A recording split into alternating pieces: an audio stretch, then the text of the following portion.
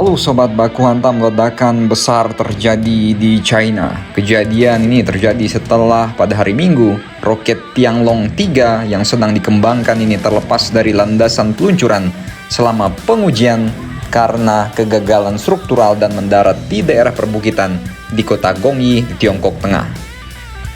Puing-puing yang diduga berasal dari roket Tiongkok ini terlihat jatuh ke tanah di atas sebuah desa di barat daya Tiongkok yang meninggalkan jejak asap kuning cerah.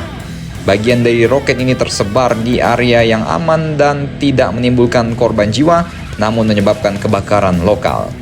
Nah, sekilas tentang roket Tianlong 3 atau Sky Dragon 3, ini adalah roket yang sedang dikembangkan oleh perusahaan swasta China Space Pioneer. Ini merupakan salah satu dari perusahaan ternama pembuat roket yang telah berkembang pesat selama 5 tahun terakhir.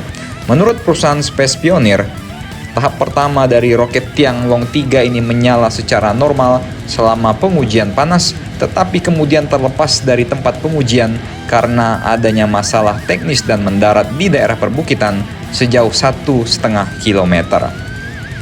Tapi bukan China namanya kalau gagal sekali langsung nyerah, bos. China pastinya akan membuat lagi roket dan melakukan beberapa penyempurnaan, bahkan mungkin bisa menyaingi SpaceX-nya Kang Elon.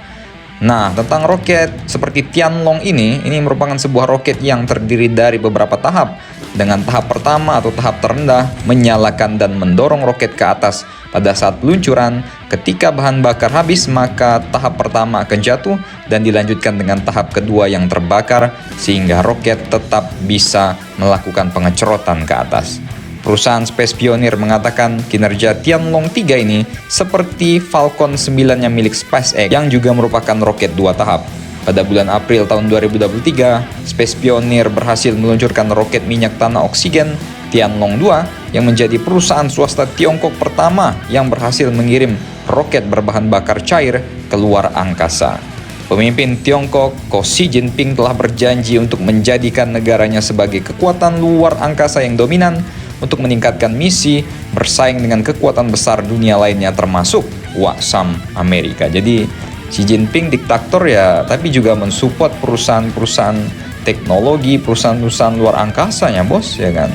Ya memang di saat perusahaan-perusahaan China berlomba-lomba bikin roket yang bisa meluncur ke luar angkasa, ya Ekuador ya perusahaannya ngaspal jalan aja mungkin setipis Softtek Lauri ya kan. Ya salah. Jadi bagaimana menurut kalian mengenai berita ini? Silakan komentar dan baku hantam kalian di bawah.